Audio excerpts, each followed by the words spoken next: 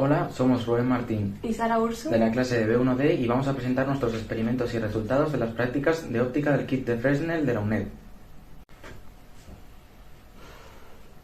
Primero presentaremos el experimento que realizamos en el laboratorio, posteriormente haremos una explicación de la realización del experimento y aportaremos nuestros propios datos y finalmente resolveremos las cuestiones propuestas por el propio manual de instrucciones y haremos una conclusión final. Realizamos la primera práctica del manual de nivel experto, titulada Leyes de la reflexión y refracción de la luz. Los objetivos a los que esta práctica quería llegar son comprobar las leyes de la reflexión y refracción de la luz, determinar el índice de refracción de una pieza de plástico transparente y determinar el ángulo límite para la reflexión total. Estos son los materiales necesarios. Es importante mencionar que los materiales caseros no son materiales opcionales, solo son materiales que no vienen incluidos en el kit, pero que son igual de necesarios que los que no vienen incluidos. Es muy importante que se usen las gafas protectoras, esto es debido a que se está utilizando punteros láseres, así se pueden evitar problemas. También es importante tratar las lentes con delicadeza para evitar que se rompan o que se rayen. Para el montaje del experimento será necesario preparar la plantilla número 1 del kit, el puntero láser y la lente de metacrilato con forma de semicírculo como aparece en la foto. Para la primera parte del experimento será necesario ir variando el ángulo de incidencia del puntero desde 0 grados hasta 80 grados. Cada 10 grados será necesario tomar nota de los ángulos de reflexión y refracción. Será necesario crear una tabla con los valores. Posteriormente será necesario crear otra tabla, pero calculando el seno de dichos ángulos de refracción y reflexión. Con estas tablas será necesario crear gráficos con dichas tablas. Los resultados que obtuvimos son los siguientes.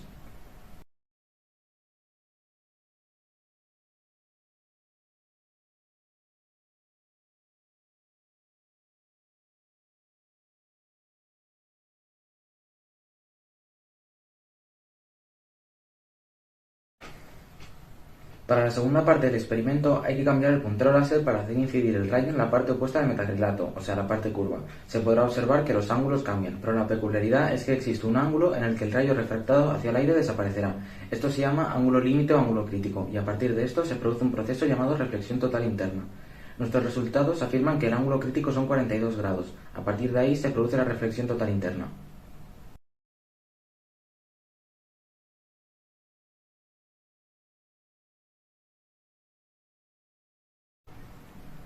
Sí, el ángulo de incidencia I y el ángulo de reflexión R siempre mantienen una relación de proporcionalidad directa o linealidad. Esto significa que cuando el ángulo de incidencia aumenta o disminuye, el ángulo de reflexión hace lo mismo en la misma medida. Esta relación se cumple en cualquier superficie reflectante plana y es una de las bases fundamentales del comportamiento de la luz. La fórmula de la ley de la reflexión puede expresarse como I igual a R. El ángulo de incidencia I y el ángulo de refracción T no mantienen una relación de proporcionalidad directa. Esto significa que un cambio en el ángulo de incidencia no siempre produce el mismo cambio en el ángulo de refracción. Esto ocurre porque la desviación del rayo depende de las propiedades de los materiales involucrados, como el aire y el plástico en este experimento. Sin embargo, los senos de los ángulos de incidencia y refracción sí mantienen una relación de proporcionalidad constante o directa. Esta relación está descrita por la ley de Snell, donde N1 es el índice de incidencia o índice de refracción del primer medio, N2 es el índice de refracción o índice de incidencia del segundo medio, I es el ángulo de incidencia y T es el ángulo de refracción. Sacando la pendiente mediante las variaciones en la variable dependiente entre las variaciones en la variable dependiente da como resultado que el índice de refracción n, la pendiente, es 1,46. Este resultado tiene sentido debido a que el índice de refracción del metacrilato es 1,49, un resultado muy parecido. El nuestro, al ser producto de una práctica de laboratorio, algún decimal que no haya sido contado puede ser el que haya provocado este cambio. El valor del índice de refracción se acerca al de plásticos muy conocidos como el poliestireno, por ejemplo, que tiene 1,55, aunque no llega a tener valores casi iguales. El valor del índice de refracción del semicilindro es mayor que el de refracción del agua, que es 1,33, pero es menor que el del vidrio, que dependiendo del tipo de vidrio es de 1,52 a 1,66. Como hemos mencionado anteriormente, el ángulo límite son 42 grados, ayudándonos a partir de la ley de Snell. Podemos calcular que el índice de refracción del semicilindro es de 1,49, valor que concuerda con el índice de refracción del metacrilato. Esta pequeña discrepancia en la posición de la cara plana respecto al plano central del supuesto semicilindro genera un desplazamiento del punto de incidencia del rayo láser. Como consecuencia, se produce un error sistemático en la medición de ángulos de incidencia y de refracción T.